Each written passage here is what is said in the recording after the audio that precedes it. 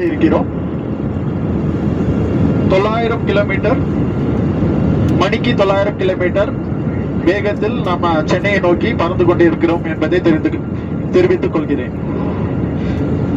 நாம் சுமார்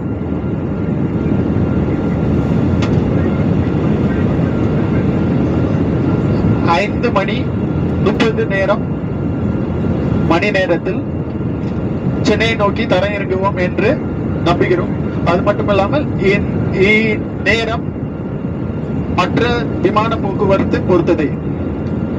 cabin crew prepare for arrival.